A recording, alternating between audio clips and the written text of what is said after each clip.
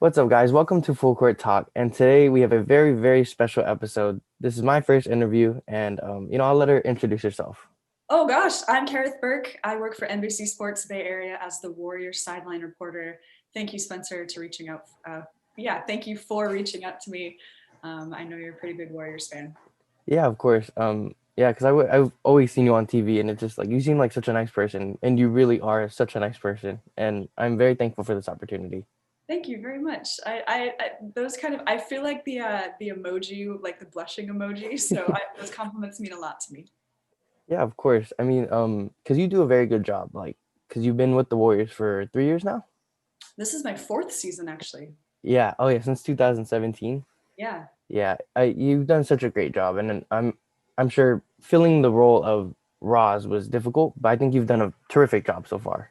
Thanks. You know, Roz was extraordinarily popular. She really connected with fans, and I think um, there's no replacing Roz. There's just following Yeah, her footsteps. yeah, You know what I mean? And I felt the love from Warriors fans too. I think once they warmed up to me and saw how I did the job. There's been a nice line of people in the sideline role, and I'm honored to be a part of that.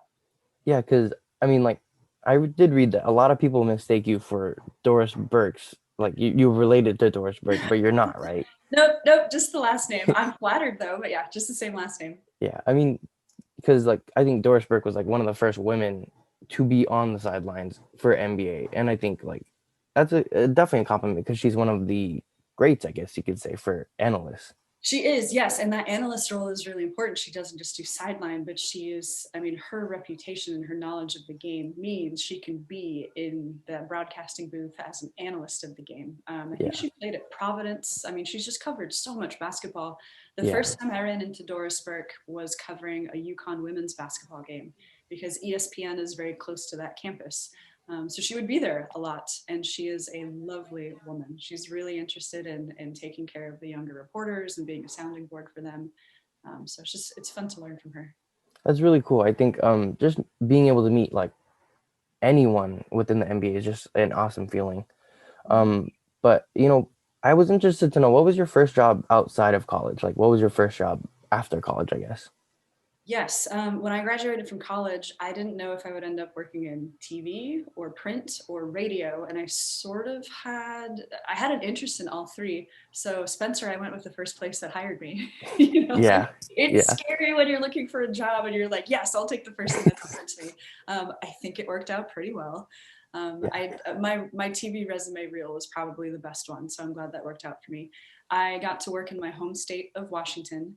I was a general assignment reporter. My beats were health and education, but the station was so small that we all had to do everything. Like I used Wow. to have the big camera on my shoulder. I would do the interviews myself, like sometimes balancing the microphone and the camera. I would come back to the office and edit that story, and then I would present it. So I learned how to tell the story from start to finish, Wow. which helped me. Um, and then because the station was so small, the sports director said like, "Hey, do you want to shoot a high school football game for me? I need help." I was like, "Yeah, of course, anything I can do." And then I built experience in sports. And when the sports director left for another job, I took over. And I haven't looked back since. I don't really want to cover news anymore. Yeah, Sports is the place where I'm happy. yeah. Especially like sports is just it's a happier topic than covering the news, especially now with everything that's going on. Yeah. Covering sports is typically going to be a lot more happy.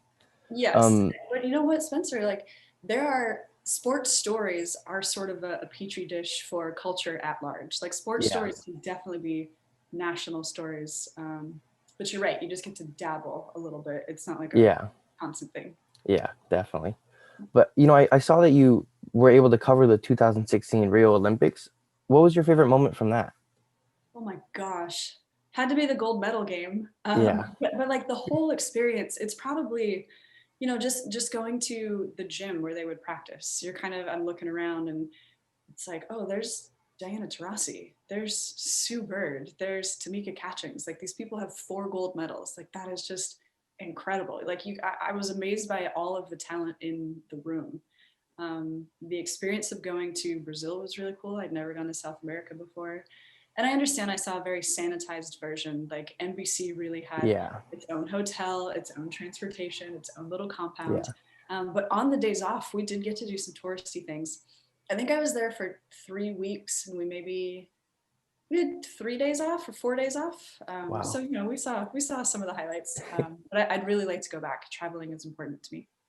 Yeah, I think traveling is one of the most fun things, and luckily, my parents have always instilled that traveling is one of the our favorite things to do. Mhm. Um, but going back to NBC, and so what was your initial reaction when they offered you the job to work with the Warriors? I was overjoyed. I'll back up a little bit. In 2016, I had just finished my contract at a place called SNY. I worked there for 5 years. Part of my duties there were covering UConn women's basketball. I did that for 4 years. They happened to win 4 consecutive championships. Gino Auriemma was the UConn basketball women's Yeah, coach. He is now. yeah, He was the Team USA coach. So do you remember Craig Sager? He's yeah, the yeah. When he fell ill, Roz was supposed to be covering the women. She slid over to cover the men in Rio. I took over to cover the women. So I'd actually met Roz. That's where I met Roz in Oh, Rio. that's pretty cool. Yeah. And so this is all to say, I felt like I was at the top of the world after I covered the Olympics. That was a dream of mine. I feel like Yeah, it's the pinnacle of sport. of course. I just finished years working in New York City, the nation's #1 market. Then I moved to the Bay Area to be with the man who's now my husband. I moved for love. It was great. But I didn't have a job. And it took me 8 or 9 months to find a job. And I was Wow. wondering, is this it? Like, am I kind of done with sports? Are sports done with me? Yeah, I reached out to Pac-12 Network. I reached out to NBC Sports Bay Area. They said, we like you. We just don't have anything open.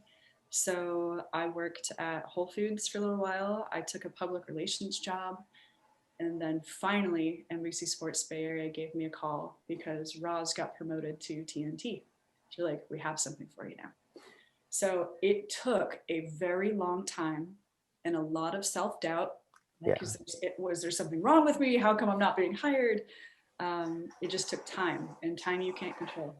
So yeah. to say, when NBC told me I had the job, Spencer, I was overjoyed. Suddenly I have like a new best job in the world after I thought I had it before. Yeah. I just feel charmed. I feel so lucky. Well, and especially going to such a class act organization. Oh yeah. And like obviously I don't know the ins and outs, but from what I've heard on the outside looking in, the Warriors look like a fantastic organization that kind of should be the epitome of what an organization should be. Yeah, I So think so. I You know what? think Go ahead. I'm just saying like I think that's amazing for you because you get into like the team that had just won and like or no, yeah, it was 2017, so Kevin Durant had just come, and I think that's just amazing. Yes, it's always nice to work. It makes your life a lot easier when you work with people who are really emotionally intelligent. And that Yeah, starts with Bob Myers. You see the way he talks about the team and the players. He really cares about them. It's not just, he really cares about them. And then you have a coach like Steve Kerr, who's pleasant to work with the media. If you ever ask him a clunky question, he doesn't make fun of you.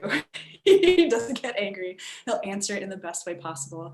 Then you have a superstar like Steph Curry, who's one of the nicest guys in the league. yeah, So we're talking about like multi levels of just really good people. And it makes me so happy that I get to call them colleagues. yeah, of course. And like I think that's just such an amazing job. Like meeting Steph Curry would be such an amazing thing for anyone, and you get to talk to him on like almost a daily basis. And I think that's amazing in itself. I would say Um, in these times, COVID times, I don't talk to him on a daily basis. It's a regular basis. yeah, that's still good. That's really Yeah. good. Yeah. But so who was your first big interview for the Warriors? Oh, well, I did some fill-in dates, and I talked to Steph post game. I talked to Draymond. Um, Anytime I talk to Clay, it's a lot of fun.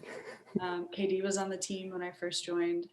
It was those kind of moments. And actually, so as a reporter, I want to make a point to introduce myself in person. Um, and Steph beat me to it. He actually came to me at a practice. Like, I was trying to cut through all the people who were like around him. And he's like, hey, you're Kerith, right? Congratulations on your new job. And I was like, like just tongue tied that he'd like beat me to the chest. And it was like, wow, thank you, Steph. But it meant a lot to me that he knew. And that was really kind.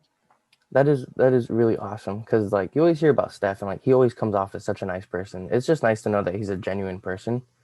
But He is. What you see is what you get. He yeah, treats every person the same, which is really extraordinary. yeah, and especially in times where the media doesn't always get the best publicity, I guess you could say, with the entire Kyrie issues. But I think with the Warriors, a lot of them just treat the media very kindly, which is nice. Yes, I think you know what, I should have mentioned Warriors PR as well when I was talking about like just the top to bottom nature of how this organization does its job. Warriors PR is very easy to work with.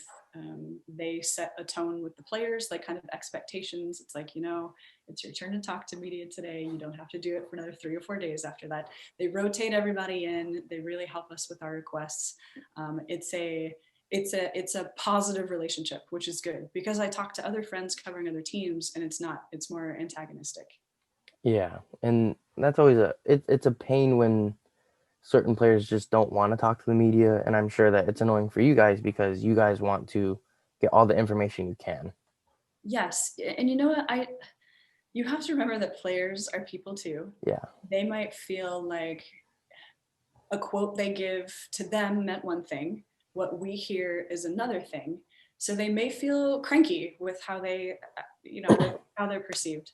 And as a reporter, you have to realize that, it really should be two-way traffic instead of one-way traffic. yeah, We ask players question after question after question after question, and we don't give any of ourselves. Like you really need to talk to people on a human level. Happy birthday, hey, congratulations on your new baby, like stuff like that, like personal things, yeah. instead of just like taking and taking answers from them. So there is a way that players and media can work together well, and thankfully the Warriors environment is one of those places. Yeah, because you never really see like I'll watch the post game interviews, pre-game interviews, and like you always see that they're staying the like 10, 15 minutes and they're there answering every question. Mm-hmm. And I think that's so important because there's a lot of teams that don't do that. Yeah, And it's just 10 to 15 minutes. It's not too bad, but at yeah. the end of the day, it's not too bad to continue to answer questions. I hope not. I hope not. We need to keep Yeah. it. Everybody is pretty friendly. Yeah, and that's always good. But I think something that is hard or what's a difficult lesson for you or what was a difficult lesson for you to learn as a young reporter? Mm. I'm most comfortable with no makeup and a ponytail. And I had to learn, I don't know if it's a hard lesson, but it is a lesson Yeah. that people don't listen to you as much if they don't like the look of the package. So when I'm running around covering high school football and I'm sweaty and I'm dirty, if I'm going to present the story of the game I just shot, well, I've got to brush out my hair and I got to put on some lipstick. And it's just like, oh, this is so annoying. But learning that looks are part of the job was something that makes me go like, okay, fine. It's a reluctant part of the job for me. Yeah. Some of that involves a little bit of sexism. What should a woman look like before we even give her the time of day? And then it's few and far between, but it is some of the stuff like the get in the kitchen comments, or I don't know, just people not trusting my observations because I never played the game. Women don't have a chance to play in the Yeah.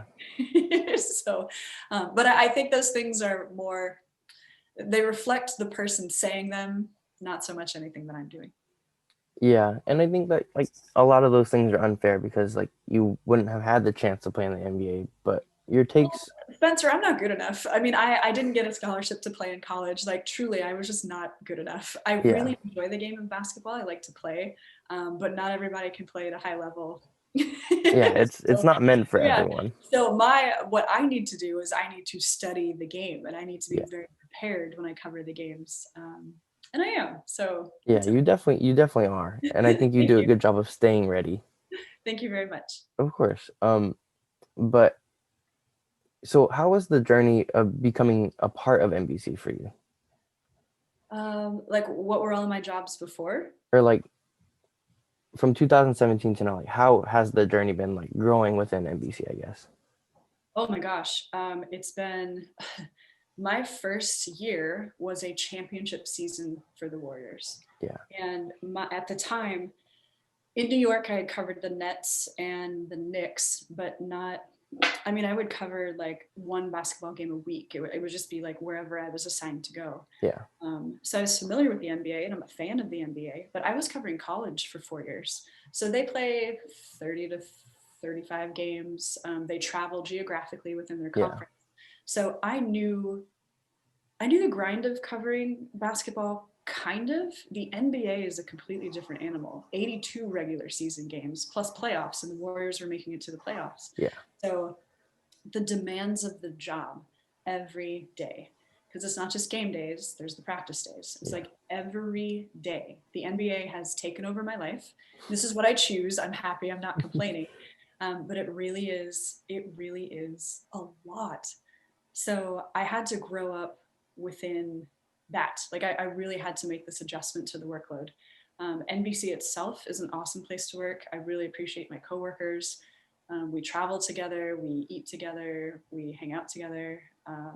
Sometimes we need a break from each other, you know. But it's been a welcoming place with positive people. And then when the Warriors are good on top of that, it's like, okay, both places in my life, work and Warriors, it's good. It's a good track.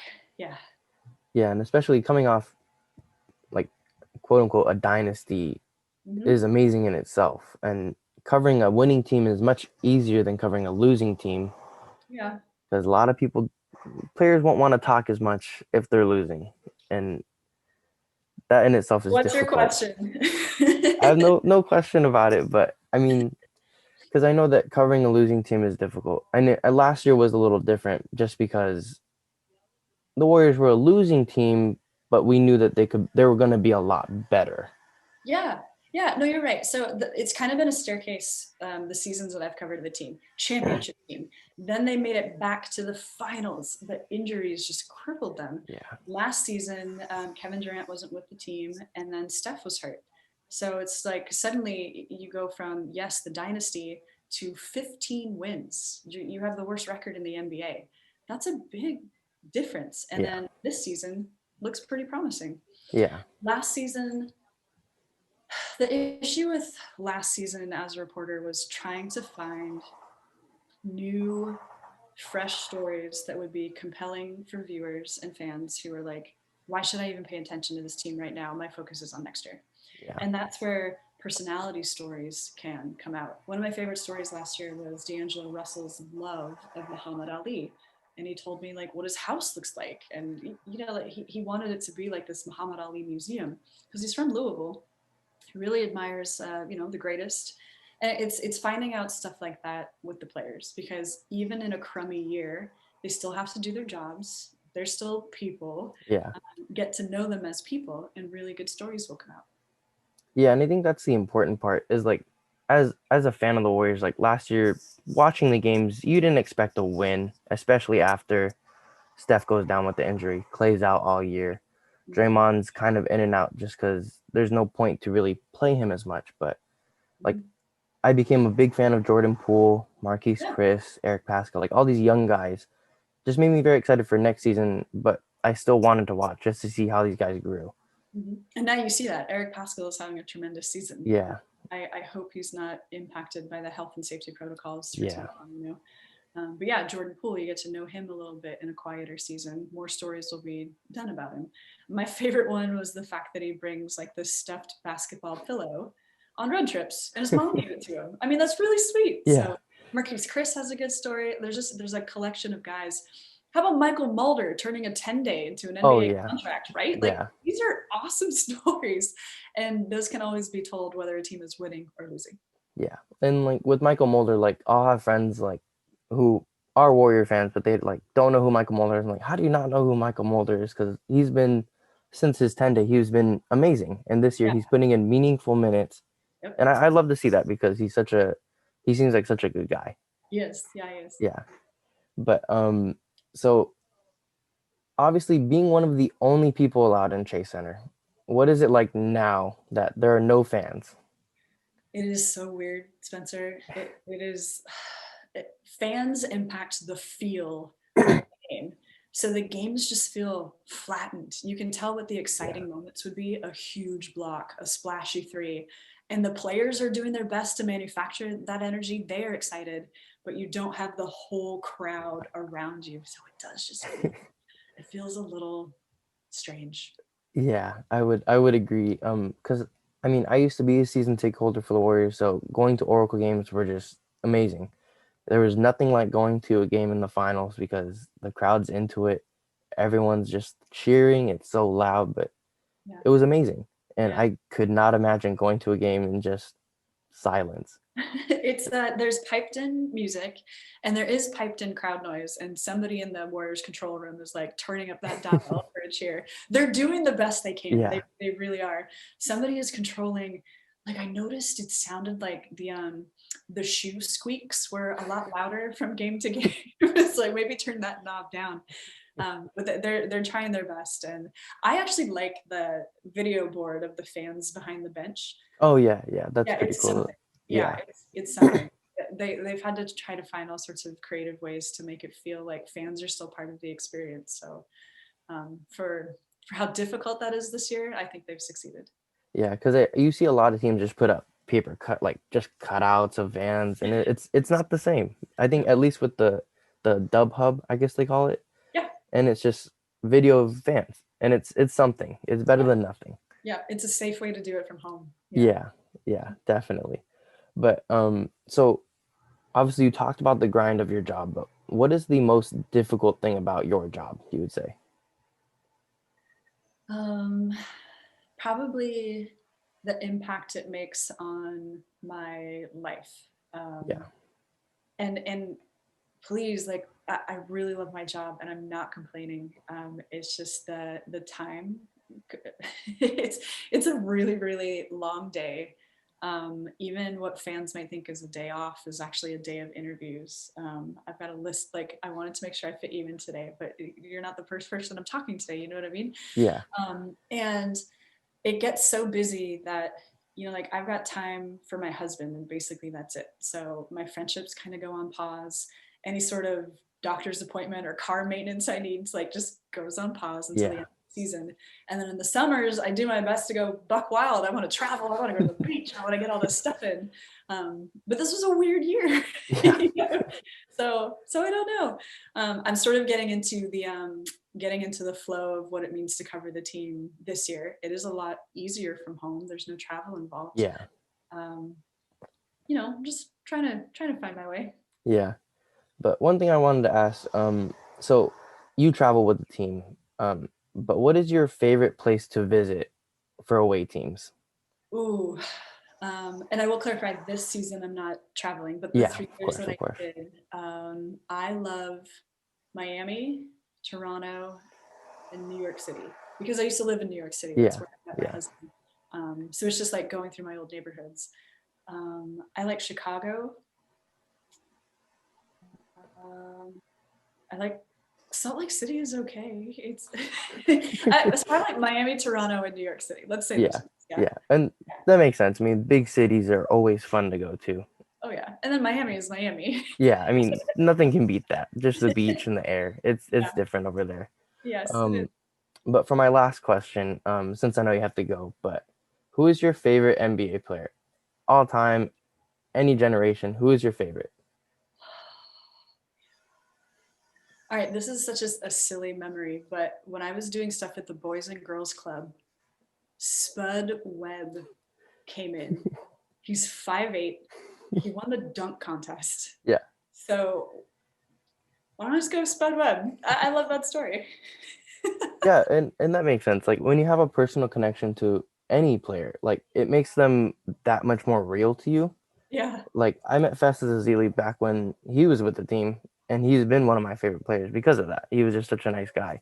So I Yep. completely understand that. You know what? And Spud Webb talking to kids in Pasco, Washington at a Boys and Girls Club, it showed me what do you do in service of other people. Yeah. And I thought that was pretty cool that he had time for some kids. Yeah, and that's always good. But Mhm. thank you for coming on. This was such a fun thing and making this easy for me, just being so nice and so understanding. Oh gosh, thank you, Spencer. And it's Full Court Talk. That's the Yep, podcast. full Great. court talk. Promote yourself. Awesome. This is a really nice conversation. Thank you. Thank you. Yeah, thank you for coming on. This was a lot of fun, and I'm excited for everything that you have coming up. And go Warriors! And this is gonna be a fun year. I think it's gonna be a really good year. I think. I think so too. But that's gonna do it for us. Thank you for coming on, and thank you for watching. Please like, comment, and subscribe. Catch you guys in the next one.